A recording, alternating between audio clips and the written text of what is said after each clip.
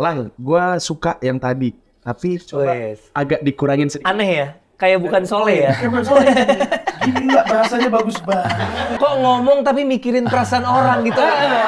Hanya ketika menjadi sutradara saya baik hati. Gak mau dubbing sama sekali. Iya. Aku sudah sempet kayak, Kang, ini gak ada dubbing sama sekali.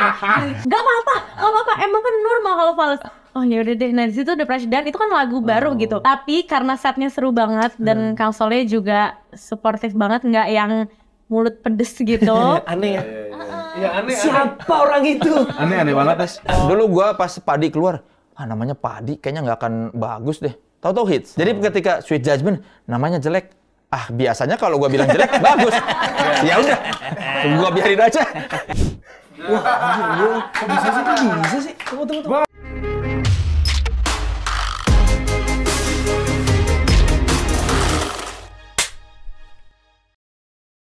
Si Dendi, ya udah coba gua cariin dulu pencipta lagunya. Terus lu mau lagunya kayak gimana? Gua kasih temanya gini-gini. Terus tiba-tiba dia, ini coba dengerin dulu lagu. Didengerin lah, terus gua suka. Ini siapa yang bikin? Enggak, gua nggak mau kasih tahu dulu siapa yang bikin. Dengerin dulu. Pas gua bilang, oh bagus, siapa yang bikin? Oh itu lirik gua. Takutnya mempengaruhi penilaian gua kan. Siapa lu? Sama si Koko ada orang in-house-nya Mahakarya, Koko Meyer. Dia Namanya Meyer ya? ngaku-ngaku. Ngaku-ngaku. Nah itu gua bilang, tapi ini gua minta aransemen sama si Didit aja ya biar keren. Jadi lagunya udah bagus, di aransemen sama Didit Saad. Udah dengar kan? Kan ada di filmnya. Ada di filmnya. Gua udah nonton full filmnya. Tahu nih produsernya. Jadi gua bangga lah dengan lagu-lagu gua, seneng gua pas denger ini lagunya bagus-bagus, aku bahagia. Itu lagu itu masukan gua ketika lagi ngedit, gua bilang lagunya jangan diputar, sebetulnya sempat itu kan biar di akhir, di tengah soalnya sempat diputar agak panjang. Aduh sayang, spoiler, bagus lagunya gitu. Tapi pas udah ini sekarang yang belum. Gue lihat waktu versi yang dulu, yang waktu ya, kapan pokoknya itulah. dengerin aja lah. Pokoknya makanya gue pengen yang penyanyi yang beneran bagus, pemain yang beneran bisa nyanyi. Pas si Kezia dapat bernyanyi. Dan gue rasa pas si Kezia rekam, kayaknya emang lagu ini diciptakan buat Kezia. Waktu audisi lagunya apa? Coba nyanyiin dikit. Aduh, enggak, lagu yang ada di film itu. Reza. Coba nyanyiin dikit. Izinkan aku. Ya, lupa lirik kan lu. Masa cuma inget liriknya 2 kata doang. Emang gitu kan cara izinkan aku sampai selfie. Sudah. Liriknya apa sih? Sumpah lupa. untuk terakhir kalinya. Sesaat saja. Sesaat apa semalam? Oh semalam. Ada versi Thailand. Mi tetap koi lap. Ya itu kan yang bikin Dencas juga. Dencas. Iya, makanya gua seneng lah pas gua dengar, aku bangga sama lagu-lagu film ini. Dendi itu nelpon gua. Lang, katanya ini sepertinya kita akan sangat membahagiakan Soleh. Kenapa? Dia cerita lah apa yang tadi diceritakan. Soleh itu maunya begini-gini. Ya bismillah aja lah. Yang penting dia happy dulu. Iya, makanya aku suka lagu-lagu di film ini. Masalah filmnya itu terserah kalian. Tapi kalau soal lagunya, saya bisa membanggakan lagu-lagu ini. Dijamin bagus-bagus lagunya. Ya, lagunya bagus-bagus. Tapi filmnya nggak yakin. Kalau film kan kritikus suka berkata beda. Pede dong kan. Enggak, gua mah realistis aja. Pasti ada aja yang orang yang nggak suka. Pasti. Makanya setiap kali ada promo tonton di bioskop kesayangan Anda, tidak usah sayang sama bioskopnya, nggak apa-apa. Yang penting Anda paksakan beli tiket untuk kami. Nggak, yang penting mah gue seneng bikinnya. Gue terlepas dari apakah penonton bakal menyukai atau enggak, itu kan sesuatu yang tidak bisa kita subjektif ya? Iya, tidak bisa kita duga dan tidak bisa kita paksakan. Tapi gue bahagia membuatnya. Tapi dia maksa. Enggak, tapi gue juga bahagia. Maksudnya produksi ini bikin gue seneng gitu, bikin gue bahagia. Ya mudah-mudahan niat tulus kita ini sampai juga ke penonton nanti. Amin. Berarti lu udah nonton, pasti lu yang belum nonton ya? Dua-duanya belum. Lah, lu gimana sih produser belum nonton Gua bilang versi finalnya? Sorry banget, gue bilang gue nggak bisa nonton versi finalnya. Kenapa? Sampai nanti kita nonton langsung pas screening aja. Kenapa? Gue takut. Karena gue tuh bukan cuma sebagai produser, gue pemain, Nes. Ya terus kenapa? Gini. Jadi tuh gue seperti ada beban tersendiri sebagai seorang pemain. Kayak yang... Tapi setidaknya kalau lu udah nonton, lu udah tahu bakal... kayaknya orang bakal suka, kayaknya orang bakal enggak. Nah, dia nggak mau itu. Gue nggak mau itu dulu nanti gitu. Pas udah deket-deket aja deh gue nonton gitu kan. Karena gue takut aja. Gue takut nanti menilai diri gue sendiri kecewa. entah apapun yang terjadi itu pun masih jadi misteri. Terlalu seneng atau terlalu Iya, ada gue takut itu. Tapi tenang, gue bisa yakinkan acting lu bagus berdua. Oh, gitu ya. Bagus acting. Enggak bikin gitulah. Enggak yang enggak yang mentang-mentang produser. Tapi gue suka loh. Ada satu adegan tuh memang waktu itu adegannya cukup luar biasa. Kang Soleh tuh ngingetin guanya enak gitu loh kan. Maksudnya dalam artian dia gua suka yang tadi, tapi coba agak dikurangin sedikit. Aneh ya? Kayak bukan Soleh ya? Bukan Soleh. Gila, bahasanya bagus banget. Kok ngomong tapi mikirin perasaan orang gitu? Hanya ketika menjadi sutradara saya baik hati. Itu acting. Oh, itu acting. Dia juga ngedirect tapi acting juga. Mikirin gitu. perasaan orang, Soleh-Solihun mikirin perasaan Gua orang. nggak mau lah kalau syuting dimarah-marahin, jelek lu apa? Jangan lah. Tapi enggak, gue juga maksudnya menerapkan diri ketika gue jadi pemain, jenderal gue itu sutradara. Jadi apapun kata sutradara nih, Harus ngikut ya. jenderal di lapangan sutradara udah. Lu gimana, Kes, pengalaman film perdana jadi pemeran utama? Gimana rasanya? Seru-seru, tapi awalnya tuh lumayan agak deg-degan ya, karena selain acting kan ada, maksudnya Nyanyi. perdana film layar lebar pertama, peran utama, langsung kayak nyanyi gitu loh, dan gak cuman acting. Jadi awalnya pressure banget sih, kayak aduh, bisa nyanyi gak ya? Dan Kang Soleh kan gak mau di dubbing. Betul, Sama maunya sekali, nyanyinya maunya ketika live gitu. take, syuting, nyanyilah pada saat itu Iya, juga. itu yang aku concern banget sih, karena kan maksudnya nggak sesering Gilang Dirga ya kalau nyanyi ya. Kalau dia kan tiap hari nyanyi. Tapi kan gue tegang, makanya ada beberapa kali take tuh yang terakhir. Karena gue salah main gitarnya. Oh iya Karena kan. lu bukan gitaris. Iya. Tapi dia dedikasi untuk belajar metiknya sih gokil loh. Karena gini Hebat, mas, hebat. bukan cuma metik gue itu. Jadi adegan itu menurut gue salah satu adegan berat ya kan. Iya. Jadi selain gue metik gitar, gue tuh harus berekspresi. Bener. Nah itu yang gimana ya? merespon yang ini spoiler tapi ini ending loh. Tapi pokoknya tapi itulah, jangan- pokoknya ada gitu lah, dramanya gitu. lah. Ya pokoknya gitu Pokoknya lah. bukan hanya main gitar, itu juga scene drama gitu Iya, kan. effort gue tuh begitu besar di situ gitu. Asik. Wah, Reza Rahadian aja belum tentu bisa loh. Main Dia gitar. pasti bisa. Iya. Belum bisa main gitar. Belum tentu bisa main gitar. Maksudnya. Kalau ya betul. Kalau dia bisa main gitar belum tentu bisa main gitar labirin. Iya betul, itu lagunya. Tapi dia bisa belajar sih. Dia bisa belajar banget. Reza Radian gue yakin nggak bisa jadi host dangdut, nggak. Mungkin dia bisa tapi jangan ya. Iya sih. Kalau dia mau kayaknya dia bisa deh. Bisa semua kayaknya dia tuh udahlah. Untung Reza Rahadian orangnya tidak rakus ya. Iya. Tapi seru. Seru banget. Pressure apa di titik mana pressure itu mulai, apakah once you get on set dan mulai syuting udah kayak pressure berangsur hilang atau all the way sampai selesai? Oh enggak. Gara-gara awalnya tuh pas reading, pas sebelum syuting, pas itu tuh kayak tegang banget karena Oke. harus nyanyi, harus acting dan nggak mau dubbing sama sekali. Iya. Aku tuh sudah sempet kayak, Kang, ini nggak dubbing sama sekali. Enggak, pokoknya gue maunya semuanya. Sikap pokoknya. Iya, pokoknya. Tapi kalau ada fals, nggak apa-apa. Emang kan normal kalau fals. Oh ya udah deh. Nah di situ udah pressure dan itu kan lagu baru gitu. Maksudnya nggak pernah denger di mana-mana sebelumnya dibikinin gitu. Jadi semuanya harus ngafal ulang dan. Iya. Tapi karena setnya seru banget dan Kang Soleh juga suportif banget, nggak yang mulut pedes gitu. Aneh ya. Iya aneh. Siapa orang itu? Aneh banget Mas. Terus Gilang juga asik banget, Bang Tanta juga seru banget. Jadi kayak once Flow on aja set seru banget. Banyak retake nggak Le waktu si Kezia nyanyi lagu yang di lagu Labirin itu? Kalaupun retake lebih karena faktor teknis bukan karena faktor dia. Oh, oke. Jadi kayak misalnya pergerakan kamera salah atau ada lighting apa. Jadi oke bukan karena fales enggak. Jadi persoalan retake bukan karena kualitas dia bernyanyi atau ini. Tapi karena pressure itu jadinya aku tuh jadi yang latihan terus gitu loh gara-gara si pressure ini. Which is good kan? Iya. Plus kan adegannya juga memang membutuhkan tekanan karena lu kan tegang di situ kan adegannya. Jadi cocok lah dengan ini. Jadi ketegangan dia alami beneran.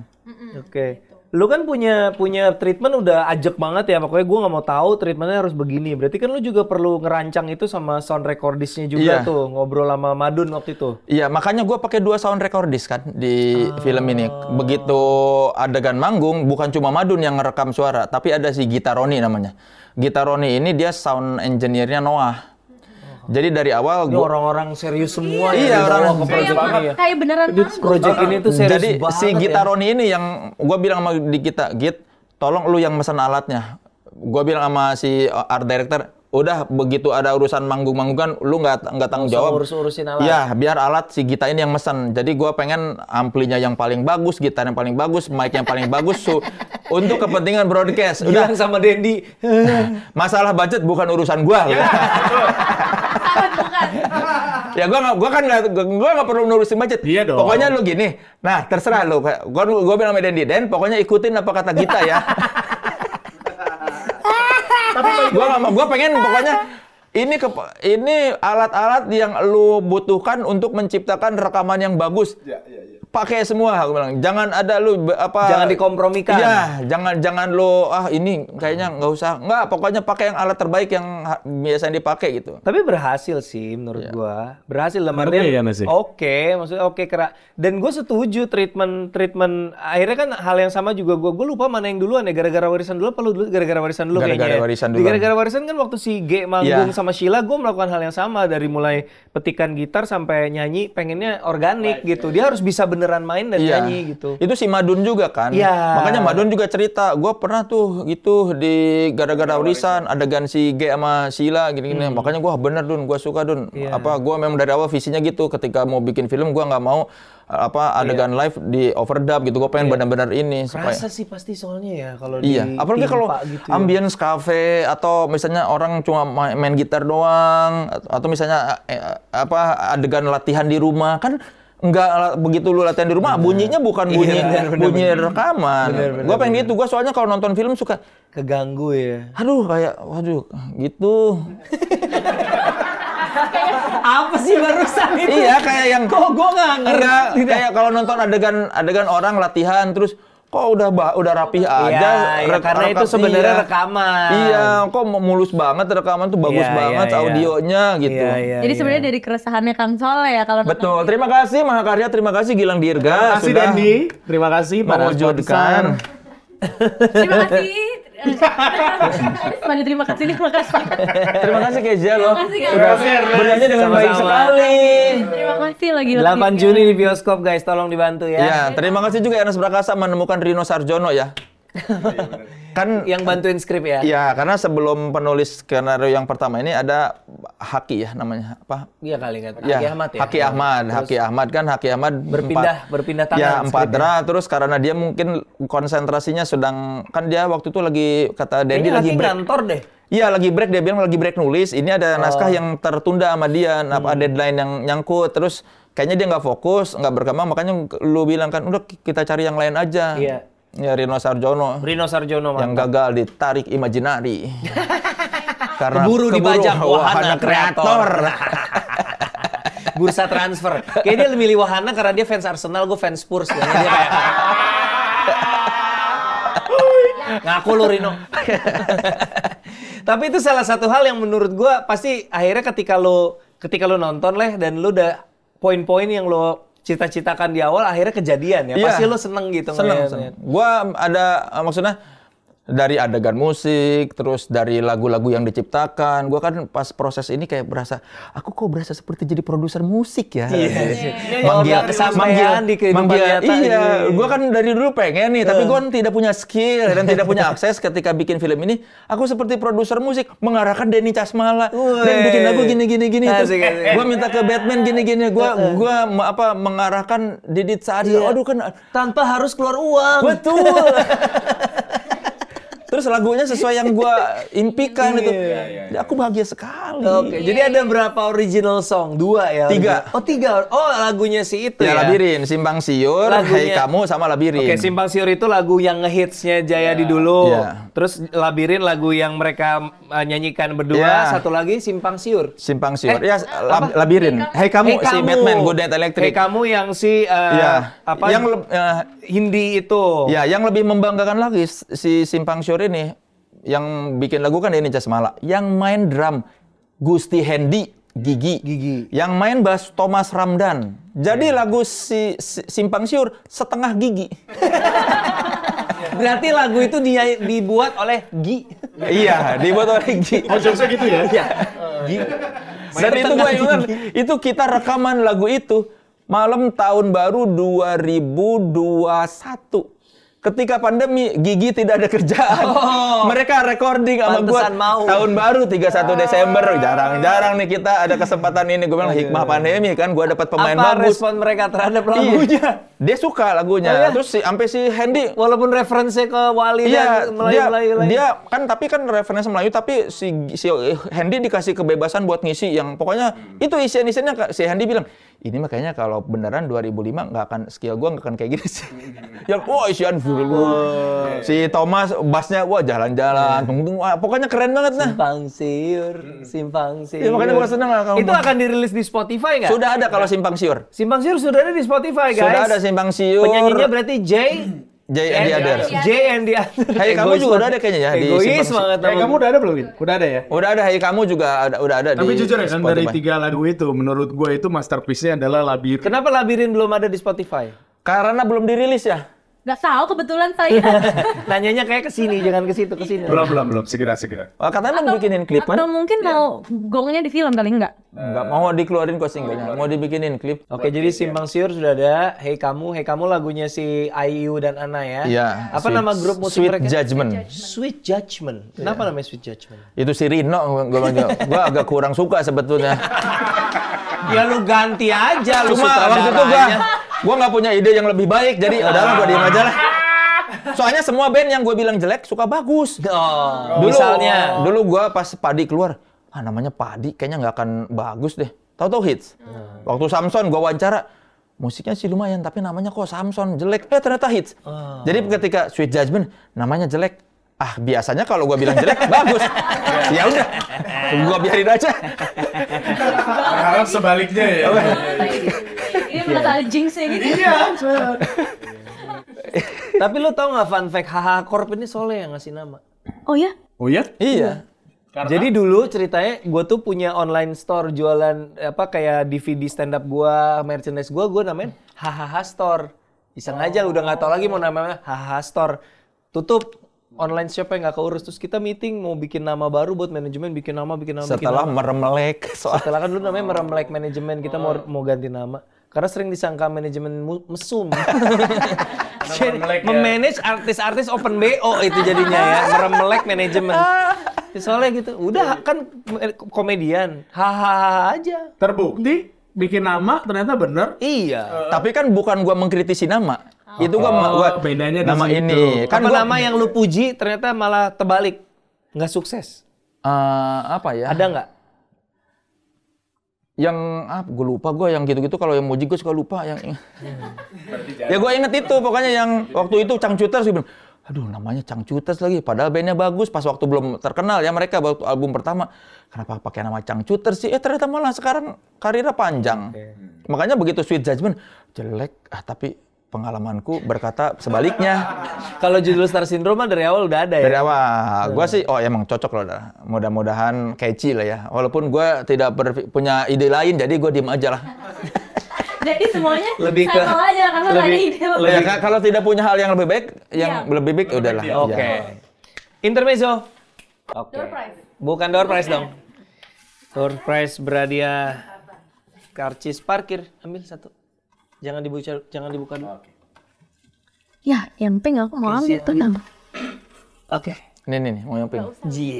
Baik banget. Jadi baik ya? Aneh banget. Gue kalau sutradara baik. Aneh banget. Kan lagi enggak? Kan ini sebagai sutradara. Soleh duluan deh. Soleh duluan. Baca. Tadi dulu nggak kebaca nih. Udah sejauh itu loh padahal. Kemampuan unik apa yang lo miliki? Kemampuan unik yang Gua punya. Apa? Wah, kok bisa sih? Tunggu. Gua kiri doang. Kiri doang. Gua bisa kanan kiri. Ini tahu gua berusaha gini lah bertahun-tahun berlatih lama. Gua pengen begini gara-gara lihat Jean-Michel Vincent pemeran Airwolf. Dia kalau setiap adegan tuh suka gini. Anjing kok alisnya bisa naik kok. Gue lagi SD gue latihan apa? Kalau sebelah gampang, tapi kalau gantian susah. Kiri doang lagi sebelahnya. Gue kanan doang. Biasanya kiri doang. Iya, Kuping bisa lo, kuping. Kuping gue bisa. Kuping lebih gampang sih kalau kuping. Ayo, yang nonton, bisa nggak gini? Ditantang gitu. Bagus. Baca. Ini ya gitu ya. Kayak Kok kayak Hei, jangan ngondek dong, hei. sorry. Hei, Sorry. jangan keluar dong, tahan dulu sekrupnya, kencengin. Dan geli banget kalau gitu-gitu ya. Tuh kan keluar bencongnya. Karena gue tuh pengen bikin film bencong. Oke. Apa hal bodoh atau konyol yang pernah lo lakukan atas nama kasih sayang? Ada. Kayak banyak banget. Emang harus diberesin. Satu aja. Satu aja. Hal bodoh atas nama cinta. Aku pernah membeli rumah karena aku ingin dekat dengan Seorang. bukan mantan calon mertua. wah gitu. Wah, sih. Jadi biar nggak jauh. Ya, jadi untuk mengambil hati anaknya, aku membeli rumah lah dekat rumah orang tuanya. Beli beneran beli. Di Serius. daerah Cikupa. Aja Tangerang.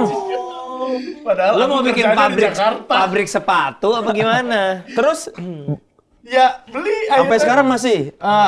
Sekarang udah dijual. Tapi ya itu waktu itu karena lihat aku seserius itu sama di rumah dekat rumahnya Pak. Putusnya kenapa tuh? Karena aku berselingkuh.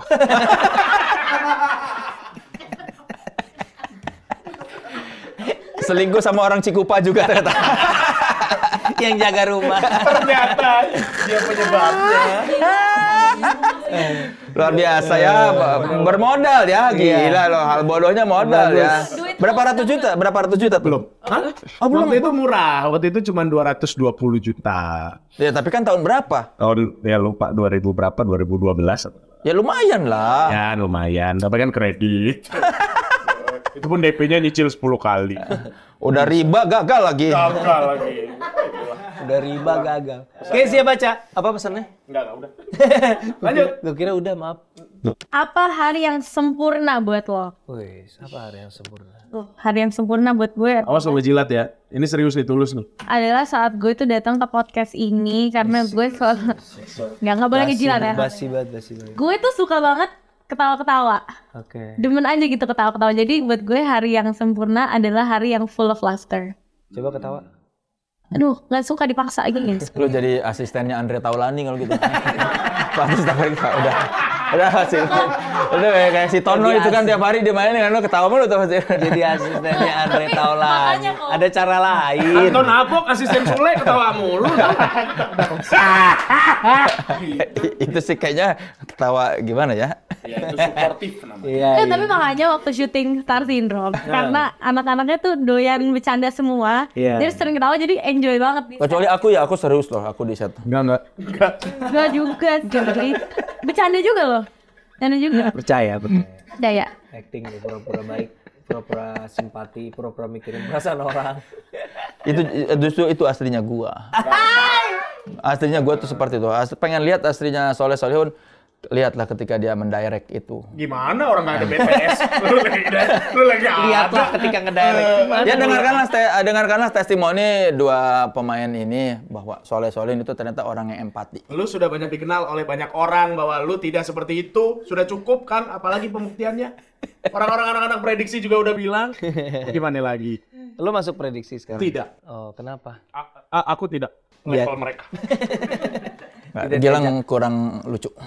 Kurang lucu. Nggak akrab sama yang lain. Lebih sih. lucu Stevie. Emang kalau ketika kalian pakai kostum tematik, Stevie yang terlihat paling lucu sih. Karena pasti dia yang paling gak nyaman kan. Karena dia- rocker didandanin aneh-aneh. Tapi sekarang dia udah nyaman kok. Iya. Anyway, terima kasih banyak teman-teman ya sudah mampir-mampir ke Inframe. Thank you Gilang Dirga, Kezia Latia, Soleh Solihun. Jangan lupa teman-teman, film Star Syndrome mulai tayang di bioskop tanggal 8 Juni. Sebuah drama komedi dengan sentuhan musikal, bukan musikal lah, sentuhan musik ya. Dan musik yang digarap dengan sangat-sangat serius melibatkan penggawa-penggawa industri musik Indonesia. Jangan lupa kalau suka sama konten ini silahkan di komen atau di like supaya membantu konten ini sampai ke teman-teman kamu. Tapi kalau enggak juga nggak apa-apa. Terima kasih banyak sudah menyaksikan Inframe. Sampai ketemu di episode berikutnya. Dadah.